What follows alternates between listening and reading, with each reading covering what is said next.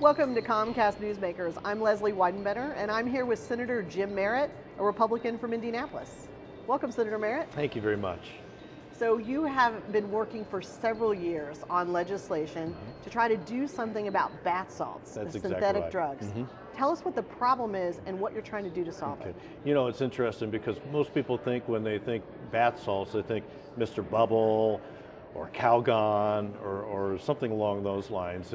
And this has been around Indiana for 2, 3, 4 years maybe. And what they are is fake marijuana and fake cocaine, fake meth.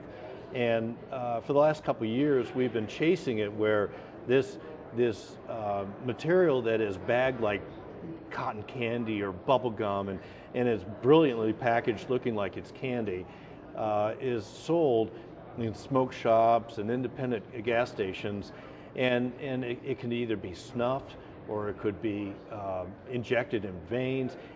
It's drugs. It's drugs, and I've said to anybody that will listen to me, you know, if it looks like a skunk and it smells like a skunk, it's a skunk. And these are drugs. And for the last couple of years, we've been working on attacking the molecular compounds that are in it. And what we're doing is outlawing those compounds. But the problem is when the law becomes law, when the bill becomes law July 1st, the makers have changed the components or the molecules on July 2nd, and they put the drugs, the poison, the trash, if you will, back on the counters. And it's been very difficult. And for the last couple of years, we have been just chasing the compounds. And I just made a decision that we weren't going to do that this year. And what we have done is we've gone towards the look-alike statute. Whereas, you know, most people think the look-alike statute that if someone sold powder and said it was cocaine, but we're just reversing that. It looks like, you know, it looks harmless and it's a drug. And it's going to be model legislation. Hopefully, it is model legislation. Hopefully, it'll be model law.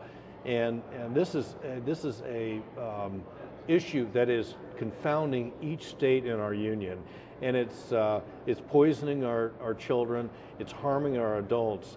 And if you see video of it where someone could be crying and then laughing all of a sudden, it just wreaks havoc on someone's brain and their body, their physical body. And are you feeling like that you will be able to get something passed this year? Yes, I'm very positive. In fact, prosecutors support it.